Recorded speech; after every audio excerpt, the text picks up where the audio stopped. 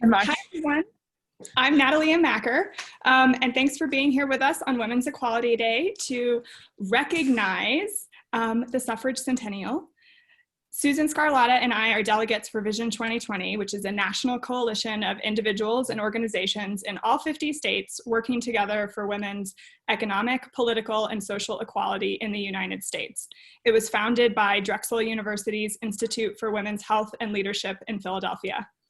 Today's program is hosted by Offsquare Theater, the Jackson Hole Historical Society and Museum, ThinkWY Wyoming Humanities, and the Wyoming Women's Action Network, which is also an allied organization for Vision 2020. Before COVID arrived, as Vision 2020 delegates, we were scheduled to travel to Philadelphia this fall to work with peers from across the country to accelerate the pace of women's progress. That might be happening later, but we are here today to have the opportunity with the supportive community behind the push for gender equity. We look forward to spending the next hour with you. Hi everyone, I am Susan Scarlatta. Today we honor the past, enrich the present, and shape the future for women and girls. Today we pause to present a unified salute to the suffragists and subsequent generations that have continued to work to bring us closer to gender equality. 100 years ago, on August 26th, the 19th Amendment to the U.S. Constitution became law, granting American women the right to vote. Each year, the Vision 2020 Toast to Tenacity takes place around this date, National Women's Equality Day, to honor the women who persevered against the odds, enduring ridicule and even jail to win this right for American women. Today, we'll hear from different voices, time periods, and languages. We are joined by women from around the state whom you will meet to honor this day and remind us of the work we have to do. Thank you so much for being here. And first up, we have Malia Tuttle to introduce our first part of the program. Hi, so my name is Malia Tuttle. I was born and raised here in Teton County, and for most of my life, I've taken a very active role in the politics, not only here in my hometown, but as well as those across the country. I am also part of the Oglala Lakota tribe. Because of all that, today has a very special meaning for me and my view on feminism and what progress means for women everywhere. Many indigenous tribes in the United States operated as matriarchies before colonization, meaning that the eldest woman in each clan was the main voice in leadership. Those political and social beliefs we held by specifically the Iroquois tribe about the role of women fired the revolutionary vision of early feminists by providing a model of freedom for women at the time when Euro-American women experienced few rights. Women of the Six Nation Iroquois Confederacy possessed freedoms far beyond those of their white sisters. Divisive political power, control of their body, control of their own property, custody of the children they bore, and the power to initiate divorce, satisfying work, and a society generally free of rape and domestic violence. The thoughts of Elizabeth Cady Stanton and Matilda Jocelyn Gage, two influential suffragettes, were shaped by their involvement with Indigenous women, neighbors in upstate New York.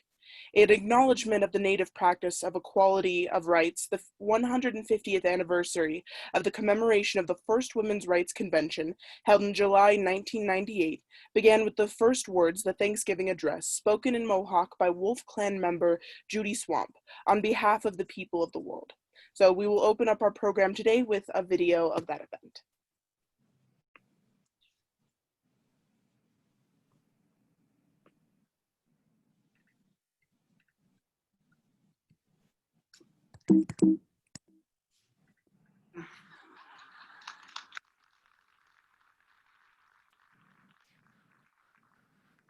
One group of individuals who did understand the value of women in a democratic society back then were the Iroquois.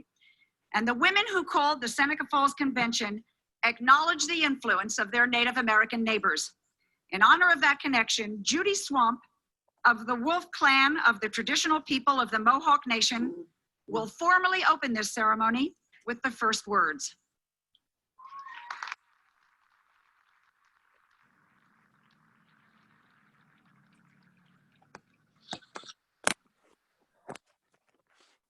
Greetings. It is an honor for me to be here to make this presentation, especially when I see so many faces, a lot of them women. I would like to give what we call ohantagari wateko, which means words before all others. I will say it in Mohawk and translate. Neno nakahno ni wata ni salahawi. Neno nakahno ni kwajataroro. Nene chikati ukwetake. Nene kahno na hunto kwetaroro ke. Nene ayehlek. Akwe kuro nata karite. Ona kati ne wate ken wala tume. Tuduate wala tunyu. Tanona ni ne to ken wala tume. Nene ti nistaha. Nene kwala sita ko zalako. Nena kwe kuta kutka umhake. Una hotan kwa tahni latsta. Neni nana kwe kuti tuwa hwe noni. Ne yu kwa ni kumra. Tia tin walatu. Neni ti nistaha. Uja. Ne kati ona neno oya. Nende tin walatu we. Nene tina hot yu tunyanyu. Chinu weni tawes. Nego hujake. Nena kwe ku. Nene yu kwa tahni latsta kwe. Nunga wani salatenyu. Esu wa unkwati. Dek chiseko ki wa ki tin halatu we. Deno no kwa sun a. O hunde sun a. Chio piloto. Akwe ku china hoti yu tunyanyu. Nena kwe ku nene totka. Nene ko nuwe liang huchatatu. Neka tino na kwe ku. Ati tuwa kwe nuni. Tiu tin halatu we. Ne china hotu wa kanatunya. Deno nene oya. Nene tiu tin halatunya. Nene chio piloto. Nene yotkata no negen yotariha. Nene tuno tuwa la kwa wehosta. Neka tine ona. Tiu tin halatu we. Ni chio pilotunya. Pa nene oya. Nene china hota. Tiu na tawari nene de tawatsta. Nene waro. Nene no ona tiu tin halatu we.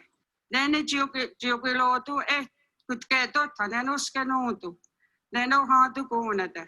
Nene na kweko tiu kinyatu. Nene getku.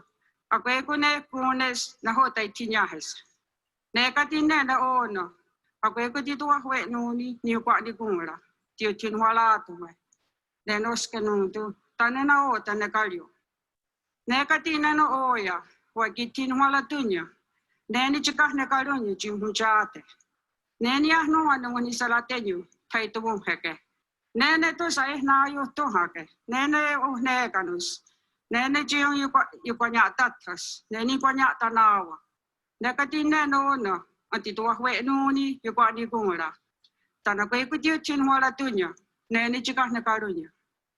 Ta nene ka jusun a. Nene nuna tio na tawari. Nene na kwe ku nene kwa ni kumra. Tiu tin wala tu nene ka jusun a. Nene na tawatsta nene kakpa auri wak. Tane kati ona. Nene jiu patenjista tenyu. Nene skaji ela. Nene kwa hohatu dat kwa tastu.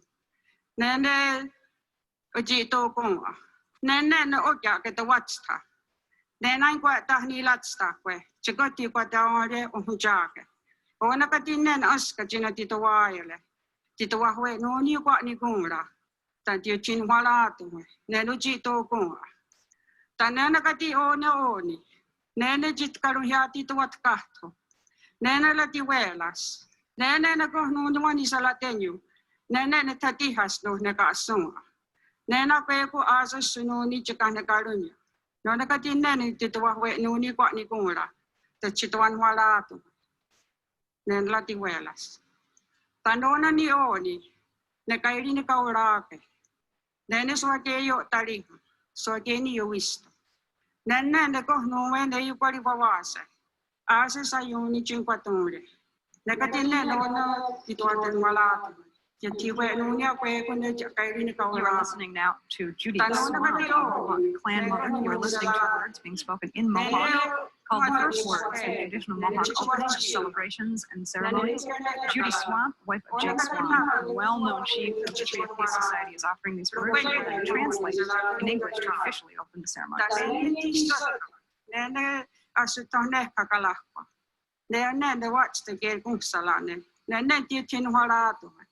Nena kwe kuna nene chukatumi si chukatum hatikat. Nene na te tuata hundel. Nekati ona kwe kuna askanti tua hwe nuni tiu chin wala tu ne ye tisot ta su tane kakalakwa. Tanona kati ne ya hetawawe. Nene chinuwe luntia touched wa kung sain delihak. Nene sukoya tiso. Nena kwe ko na hota no hijake los. Akwe ko na hota no tunghet sutia ne los. Wana kati ne de chituan warato me. Nene na kwe kunti kwa ni ko la tituwa hwe noni. Tata chituan warato me. Teki na itong hakene swat ni kong la.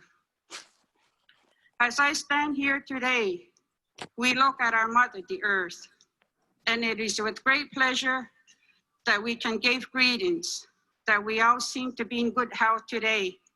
And so we look at our mother, the earth, and we give her thanks. And after that, we look at the grasses around us, the medicinal herbs, and all the things that grow on this planet, all the plants that help to sustain us. Now we come together of one mind and we give them thanks. And now at this time, we look around us and we see different bodies of waters. And in those waters, we see the fish life. And we come together of one mind and we give thanks to the waters of the world and the fish life that's society within. And now we give thanks to all the life around us, like the deer that we can use for meat to sustain us. We come of one mind and we gave them thanks. Give thanks to all the animal life of this world. And now next we come to the birds that is in the skies above us, that have beautiful sounds to sing to us when we are not feeling well. Some we use for meat and some we use for ceremonies, like the eagle who is the head of all the bird life. And we also come together of one mind and give them thanks. And now as we look above us at the sky, we notice that the thunder beings will come about now and then and refresh all the waters in the world. We also gave them thanks. We come of one mind and give them thanks. And now we come to the four winds, the one from the east, one from the west, from the north, and one from the south. And we come together of one mind, and we gather them all, and we give them thanks. And now we come to our brother, who is shining his light upon us today, and giving us a lot of heat. And we also gave him thanks. And now, as the day goes on, we wait for our grandmother, the moon, of whom we are connected. We, the female life of the world, are connected. And she brings on the time of births for our newborns. And we come together, the women of the world, and we give them thanks. And now, I might have forgotten some things, but they always tell us that if I have, that would be up to each individual to remember and give thanks. And now we come to the Creator who dwells above us, whose face we do not know, but who we respect and gave ceremonies to, so that we can all live together in this world. And now I am done at all, but I also would like to just give a few words today as I look around me and look at all the faces of the different races. May we have the courage and the commitment that we can go forth and come together as one people, one mind, one body, and one heart. Nyawankoa.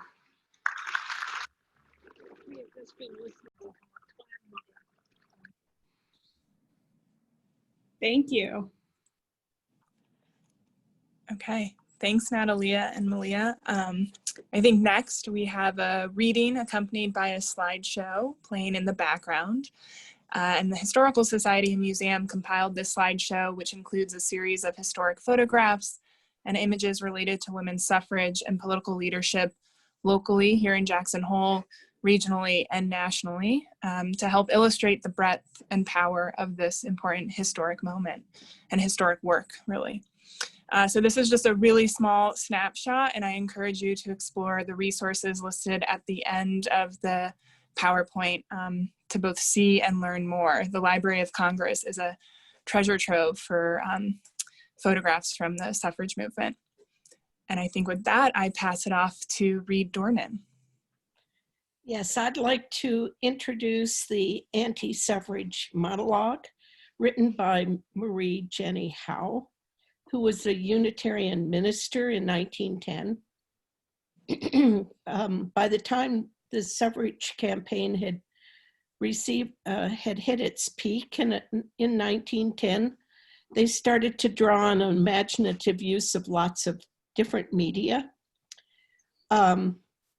Mainly, they reached other women through parlor plays, dramatic tableaus, and short monologues.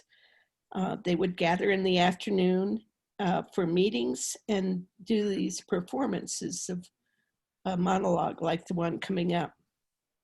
This particular monologue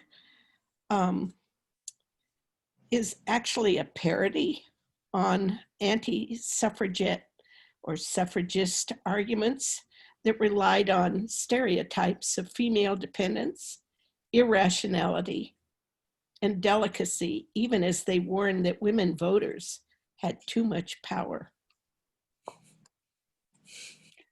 Please do not think of me as old-fashioned. I pride myself on being a modern, up-to-date woman.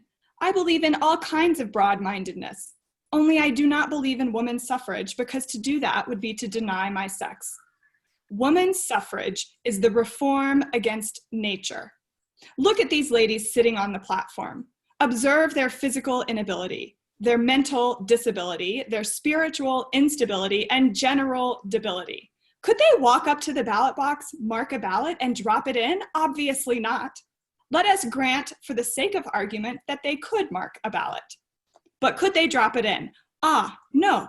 All nature is against it. The laws of man cry out against it. The voice of God cries out against it, and so do I. Enfranchisement is what makes man, man. Disfranchisement is what makes woman, woman. If women were enfranchised, every man would be just like every woman, and every woman would be just like every man. There would be no difference between them, and don't you think this would rob life of just a little of its poetry and romance? Man must remain man, woman must remain woman. If man goes over and tries to be like woman, if woman goes over and tries to be like man, it will become so very confusing and so difficult to explain to our children. Let us take a practical example. If a woman puts on a man's coat and trousers, takes a man's cane and hat and cigar, and goes out on the street, what will happen to her? She will be arrested and thrown into jail. Then why not stay at home?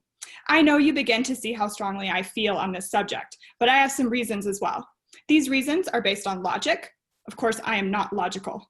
I am a creature of impulse, instinct, and intuition, and I glory in it. But I know that these reasons are based on logic because I have culled them from the men whom it is my privilege to know. My first argument against suffrage is that the women would not use it if they had it. You couldn't drive them to the polls.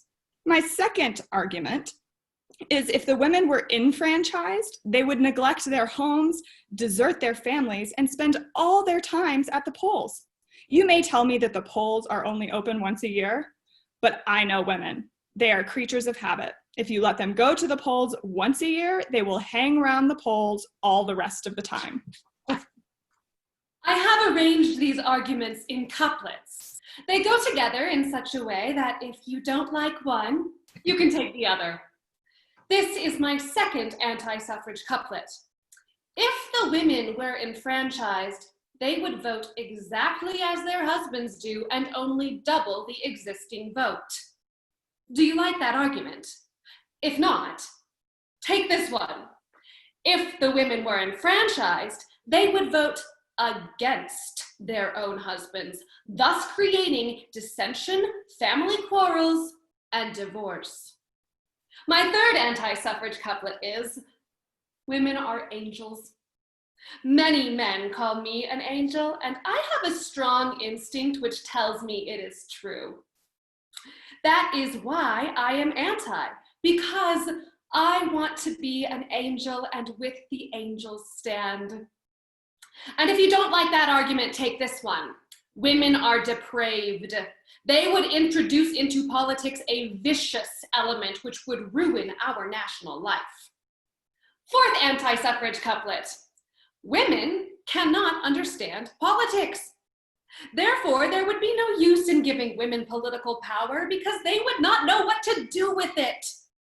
On the other hand, if the women were enfranchised, they would mount rapidly into power, take all the offices from all the men, and soon we would have women governors of all our states and dozens of women acting as president of the United States.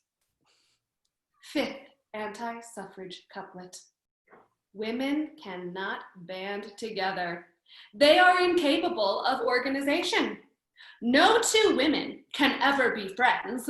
Women are cats. On the other hand, if women were enfranchised, we would have all the women banded together on one side and all the men banded together on the other, and there would follow a sex war which might end in bloody revolution. Just one more of my little couplets. The ballot is greatly overestimated. It has never done anything for anybody. Lots of men tell me this. And the corresponding argument is the ballot is what makes man, man. It is what gives him all his dignity and all of his superiority to women. Therefore, if we allow women to share this privilege, how could a woman look up to her own husband? Why, there would be nothing to look up to.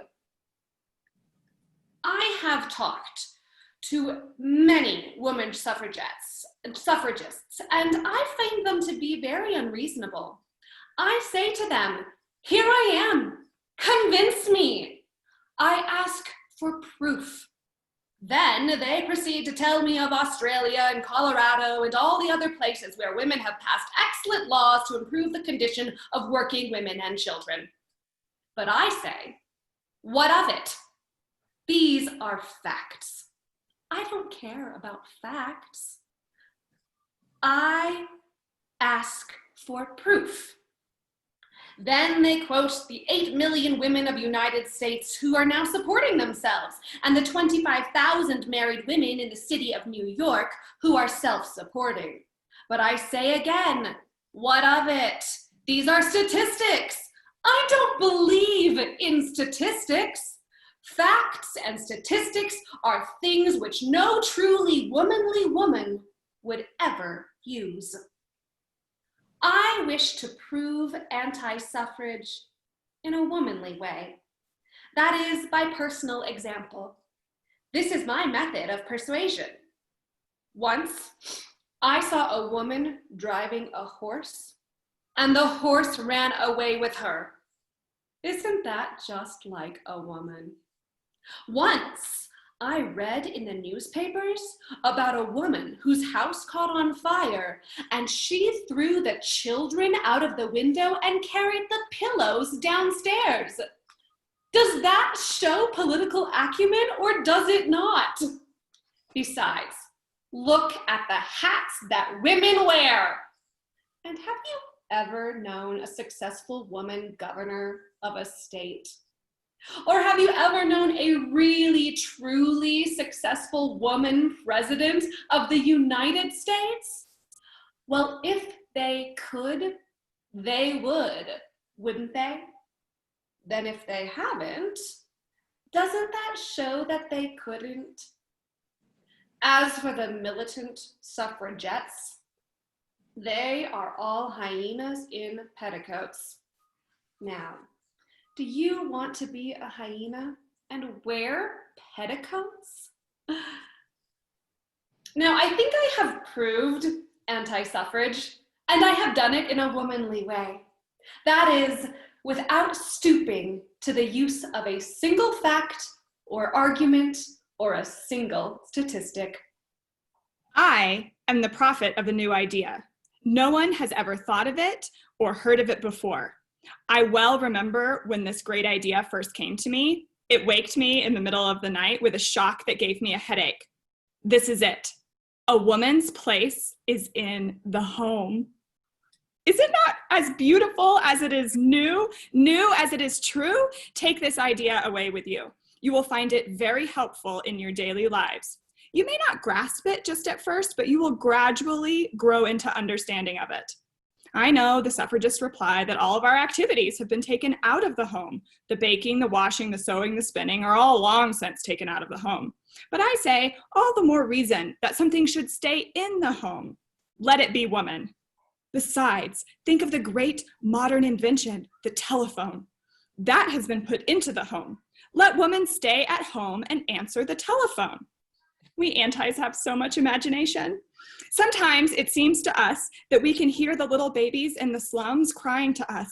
We can see the children in factories and mines reaching out their little hands to us, and the working women in the sweated industries, the underpaid, underfed women reaching out their arms to us, all crying as with one voice, save us from women's suffrage. Well, may they make this appeal to us, for who knows what women's suffrage might not do for such as these. It might even alter the conditions under which they live. We antis do not believe that any conditions should be altered. We want everything to remain just as it is. All is for the best. Whatever is right. If misery is in the world, God has put it there, let it remain. If this misery presses harder on some women than others, it is because they need discipline. Now, I have always been comfortable and well cared for, but then I never needed discipline. Of course, I'm only a weak, ignorant woman, but there is one thing I do understand from the ground up, and that is the divine intention toward woman. I know that the divine intention toward woman is, let her remain at home. The great trouble with the suffragists is this: they interfere too much. They are always interfering. Let me take a practical example. There is in the city of New York, a nurses' settlement where 60 trained nurses go forth to care for sick babies and give them pure milk. Last summer, only 2 or 3 babies died in this slum district around the nurses' settlement, whereas formerly, hundreds of babies have died there every summer. Now, what are these women doing? Interfering with the death rate. And what is their motive in doing so? They seek notoriety. They want to be noticed. They are trying to show off. And if 60 women who merely believe in suffrage behave in this way, what may we expect when all women are enfranchised? What ought these women to do with their lives? Each one ought to be devoting herself to the comfort of some man. You may say, they are not married. To which I answer, let them try a little harder and they might find some kind of a man to devote themselves to. What does the Bible say on the subject? It says, seek and ye shall find. Besides, when I look around me at the men, I feel that God never meant us women to be too particular. Let me speak one word to my sister women who are here today. Women, we don't need to vote in order to get our own way. Don't misunderstand me. Of course, I want you to get your own way. That's what we're here for. But do it indirectly. If you want a thing, tease. If that doesn't work, nag. If that doesn't do, cry. Crying always brings them around. Get what you want. Pound pillows. Make a scene. Make home a hell on earth. But do it in a womanly way.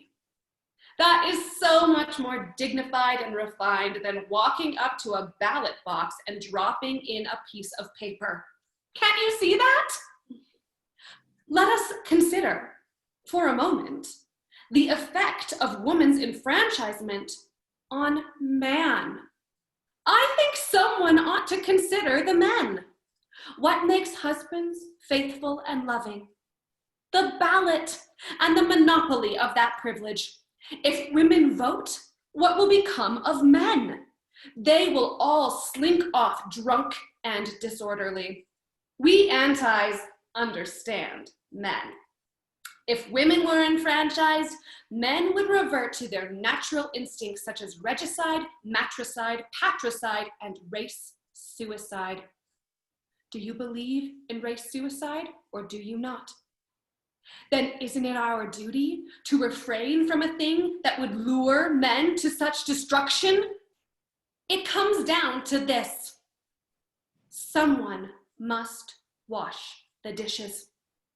Now, would you expect man made in the image of God, to roll up his sleeves and wash the dishes? Why, it would be blasphemy. I know that I am but a rib, and so I wash the dishes. Or I hire another rib to do it for me, which amounts to the same thing. Let us consider the argument from the standpoint of religion. The Bible says, let the woman keep silent in the churches. Paul says, let them keep their hats on for fear of the angels. My minister says, wives, obey your husbands. And my husband says that women's suffrage would rob the rose of its fragrance and the peach of its bloom. I think that is so sweet. Besides, did George Washington ever say, votes for women? No. Did Emperor Kaiser Wilhelm ever say, votes for women? No. Did Elijah, Micah, Hezekiah, Obadiah, and Jeremiah ever say, votes for women? No. Then that settles it. I don't want to be misunderstood in my reference to women's inability to vote. Of course, she could get herself to the polls and lift a piece of paper. I don't doubt that. What I refer to is the pressure on the brain, the effect of this mental strain on woman's delicate nervous organization and on her highly wrought, sensitive nature. Have you ever pictured to yourself election day with women voting? Can you imagine how women, having undergone this terrible ordeal with their delicate systems all upset, will come out of the voting booths and be led away by policemen and put into ambulances while they are fainting and weeping, half laughing, half crying, and having fits upon the public highway? Don't you think that if a woman is going to have a fit, it is far better for her to have it in the privacy of her own home? And how shall I picture to you the terrors of the day after election? Divorce and death will rage unchecked. Crime and contagious disease will stalk unbridled through the land. Oh, friends, on this subject, I feel so strongly that I cannot think. Thank you.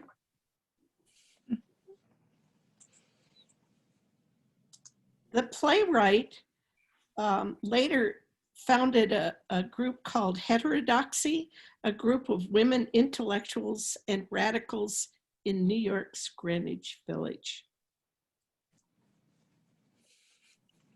Morgan? Fun stuff. Thank you, Reed. Okay, I'm going to introduce a reading of the Declaration of Sentiments next, and this is some text from the organization Represent Women. The Seneca Falls Convention, held July 19th and 20th, 1848 in Seneca Falls, New York, changed the course of women's history. Seneca Falls was where great feminists of the time came together to sign the Declaration of Sentiments, the first affirmative declaration of women's rights in United States history. The Declaration of Sentiments, which Elizabeth Cady Stanton modeled after the Declaration of Independence, was the framework for the women's suffrage movement, as it argued for equal rights for women and men. Frederick Douglass, who was among the 32 men and 68 women who signed the document, described it as the, quote, grand movement for attaining the civil, social, political, and religious rights of women. While the Declaration of Sentiments was written in 1848, much of its text still remains relevant today. Women remain underrepresented at every level of government, meaning that they must still, quote, submit to laws in the formation of which they had no choice. While we celebrate how far we have come since the women of Seneca Falls came together to assert their rights, we must recognize that we remain far from the ideal that they pictured. We still have work to do. And now, the Declaration of Sentiments. When, in the course of human events, it becomes necessary for one portion of the family of man to assume among the people of the earth a position different from that which they have hitherto occupied, but one to which the laws of nature and of nature's God entitle them, a decent respect to the opinions of mankind requires that they should declare the causes that impel them to such a course. We hold these truths to be self-evident, that all men and women are created equal, that they are endowed by their Creator with certain inalienable rights, that among these are life, liberty, and the pursuit of happiness, that to secure these rights, governments are instituted, deriving their just powers from the consent of the governed. Whenever any form of government becomes destructive of these ends, it is the right of those who suffer from it to refuse allegiance to it and to insist upon the institution of a new government, laying its foundation on such principles and organizing its powers in such form as to them shall seem most likely to affect their safety and happiness. Prudence indeed will dictate that governments long established should not be changed for light and transient causes, and accordingly, all experience hath shown that mankind are more disposed to suffer while evils are sufferable than to right themselves by abolishing the forms to which they are accustomed. But when a long train of abuses and usurpations, pursuing invariably the same object, evinces a design to reduce them under absolute despotism, it is their duty to throw off such government and to provide new guards for their future security. Such has been the patient sufferance of the women under this government, and such is now the necessity which constrains them to demand the equal station to which they are entitled.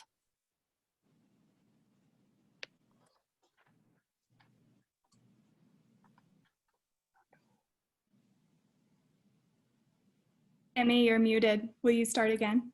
Yes. The history of mankind is a history of repeated injuries and usurpations on the part of man toward woman, having in direct object the establishment of an absolute tyranny over her.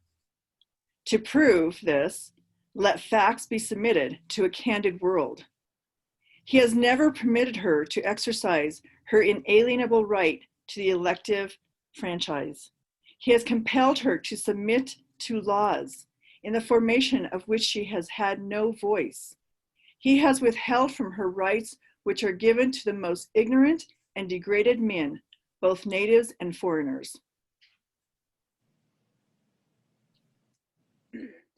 Having deprived her of this first right of the citizen, the elective franchise, thereby leaving her without representation in the halls of legislation, he has oppressed her on all sides.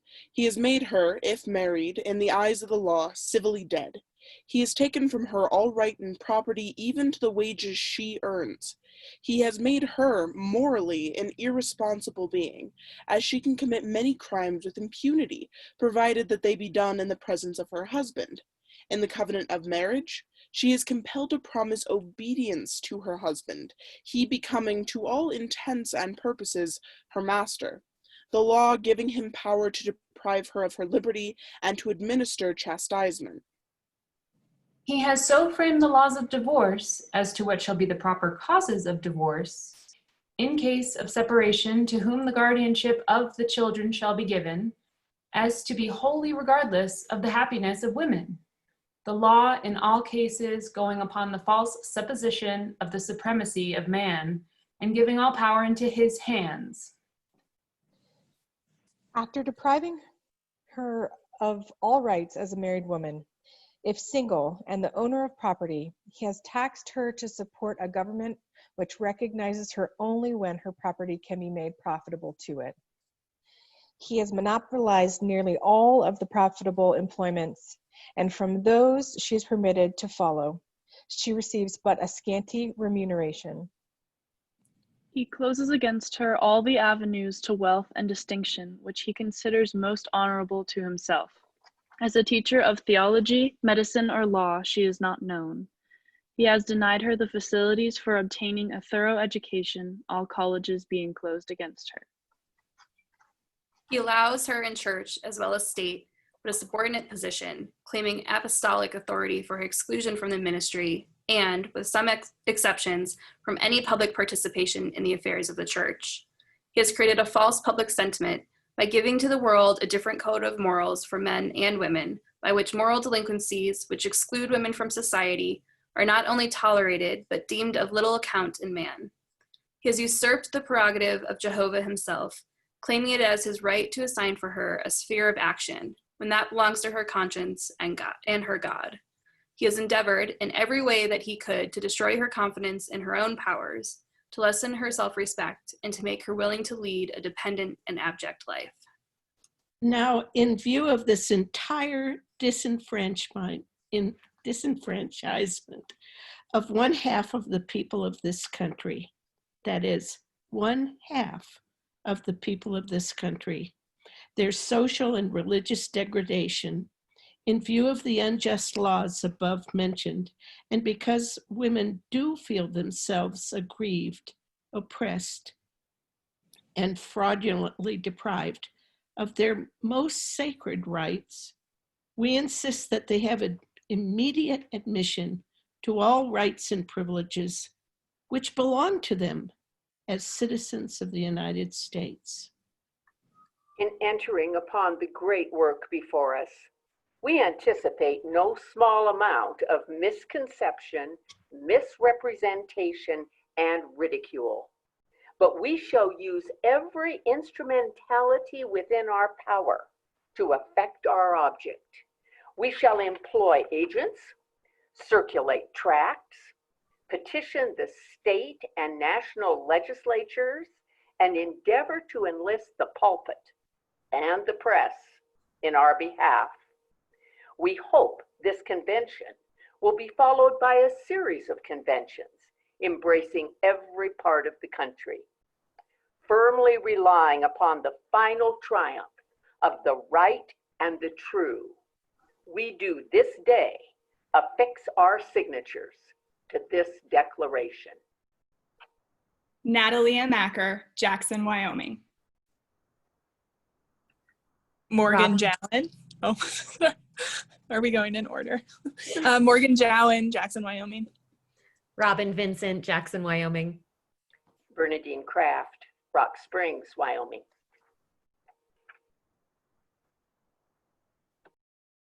Susan Scarlotta, Jackson, Wyoming.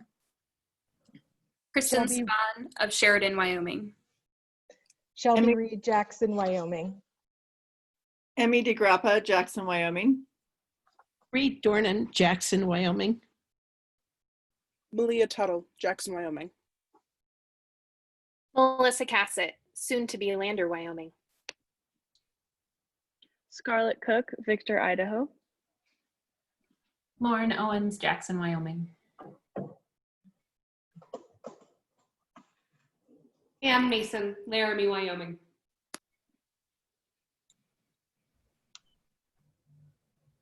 Take it away, Anne. Awesome. As I just mentioned, I'm Ann Mason. I'm the producing artistic director of Relative Theatrics in Laramie. And along with the Wyoming Arts Council, Relative Theatrics has commissioned the world premiere of a new play called And the Wind Howls.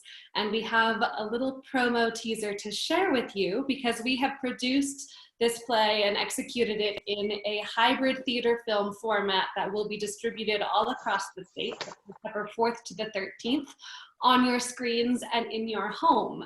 The play is about a young woman named Jen who returns to her small Wyoming hometown after an eye-opening first year of college. She wants a different life than her family had, but she's decided that Wyoming might not be so bad after all. Her best friend Amber can't wait to leave. The one thing they all agree on is that their small town has never felt so small. Inspired by Wyoming's history of trailblazing women, Jen buckles down to create social progress, change local politics, or if nothing else, show her mom that a rough-talking, hardworking Wyoming woman can shift the way the wind is blowing. And so with that, I am going to share with you a little video that we've put together from our filming thus far. We're still filming, but it will all be set to go by September 4th.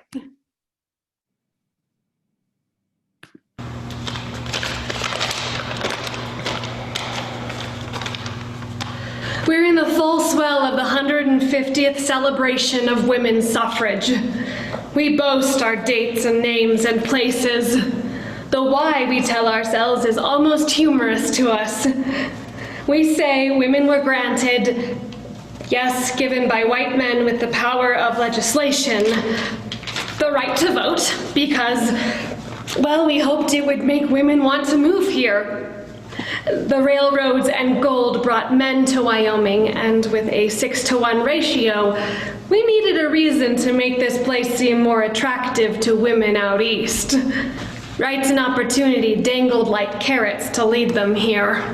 William Bright introduced the bill to the legislature. The 14th and 15th Amendments had recently passed, granting Black men full citizenship and protection under the law and the right to vote. Propaganda is a story controlled. Keeping the narrative about opportunity for white women was in their favor, so Bright introduced the bill with the justification that if Black men could vote, surely his wife and mother were equally worthy. Control maintained. And when I look at all the young people in this state, I wonder if the stories we're telling ourselves are enough to justify the history that we're living. How do we celebrate the history that we love without ignoring the history that we don't? There are good things about Wyoming, and there are bad, and the wind howls all around it. Just a short little teaser, and if you want to learn more, you can head to relativetheatrics.com. Thank you. Shelby Reed. Thank you, Anne. Thank you, Natalia. Author and University of Wyoming professor Nina McGonigal wrote the following article in the Casper Star Tribune in December of 2019. One of my favorite statues in downtown Laramie is that of Louisa Swain. As I have walked to the farmer's market or down to grab a coffee, you can't help but notice her. Small, a little stooped, holding a small bucket, a cap on her head. I passed her for years before I looked up who she actually was. Louisa Swain, the first woman to cast a ballot in a general election in the United States. Daughter of a sea captain, and who decided that while she was buying some yeast, would just vote as well. Making bread, voting, I don't think she realized that she was making history at the time. It's hard right now not to get caught up in the fervor and celebrations of women's suffrage. And Wyoming is at the forefront, being the first territorial legislature to grant women suffrage in 1869. And this is a fact worth celebrating indeed. But there's something that still gives me pause in all of these festivities and congratulations. And that is that many Asian, Black, Native, and Latin women were not part of this history. They often asked for voting rights without the same results as white women. The 19th Amendment and Wyoming's women's suffrage did not always include all women. These laws were primarily for white middle and upper class women. Most women of color largely did not enjoy the right to vote until 1869. Until after 1869. Jim Crow laws and the Ku Klux Klan had a firm grip in the southern states. African American women in the 1920s South were as affected as African American men. After the passage of the 15th Amendment in 1870, struggled to vote. Indigenous peoples and Native Americans were not granted citizenship until 1924, so they were also unable to vote. Susan B. Anthony, who I was taught to love as a child in history class, was opposed to slavery before the Civil War and formed alliances with abolitionists like Frederick Douglass. But these alliances frayed when she saw that African American men would get the vote before white women. Anthony famously said, "I will cut off this right arm of mine before I will ever work or demand the ballot for the Negro and not the woman." This shows the complicated intersection between race and voting. Wyoming's women of color often do make history, and strides have been made. My mother, Nimi McGonigal, was the first person born in India to be elected to a state legislature in the United States. Affie Ellis is the first Navajo and the first Native American to serve in the Wyoming State Senate. These achievements highlight how women in Wyoming continue to make firsts. Governor Mark Gordon's task force on missing and murdered Indigenous persons illuminates the high rates of murder or missing Native American women and girls, a fact that has been ignored for decades. But while the right to vote was a giant step at the time, as we celebrate going forward, we still as a state have a long way to go for women. I, for one, would like to celebrate when women in Wyoming are paid the same as men. I, for one, would like to celebrate It was reported last year that in a comprehensive review of 228 occupations in Wyoming, women earned on average 32 cents less for every dollar compared with their male counterparts, the highest such wage gap in the nation. Along with the celebrations, let's fix this. I am for a women's movement that champions the rights of all women, whatever their economic status or race. But in this moment of celebration, it is important to remember that injustice and inequality about race and gender still exist in Wyoming today. A task force has to exist to highlight missing and Indigenous women. Our legislature is only 15.6% women. More women need to run for office, and in the state, more women of color need to have predominant roles in our leadership. I still think of Louisa Swain going down to buy yeast, walking home having made history. She was an average, quiet woman, doing what was legally hers to do. History allows the average person to be extraordinary. Her first steps started the path that we Wyoming women need to continue on, making sure women's voices, all women's voices, are heard. That road ahead is long. We still have work to do. Thank you. Susan. Thanks, Shelby. I'm going to read a poem by the writer, activist Audre Lorde. The title is Now. Now, woman power is Black power, is human power, is always feeling my heart beats as my eyes open, as my hands move, as my mouth speaks. I am, are you ready? Okay, let's all get our toasts ready. Your teacup, your water, whatever you have.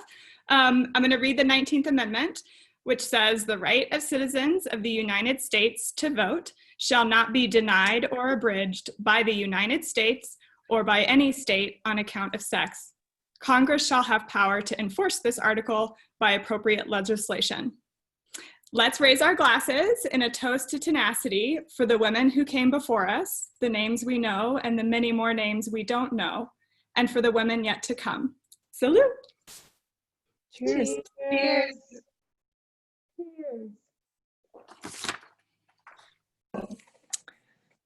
Hey, all right. Thank you all for tuning in. Thank you to all of the panelists and readers this afternoon, and for everyone, all of our attendees who joined us this afternoon. I think we'll be sharing the video, the recording of the program as soon as it's available. And I think other than that, happy Women's Equality Day.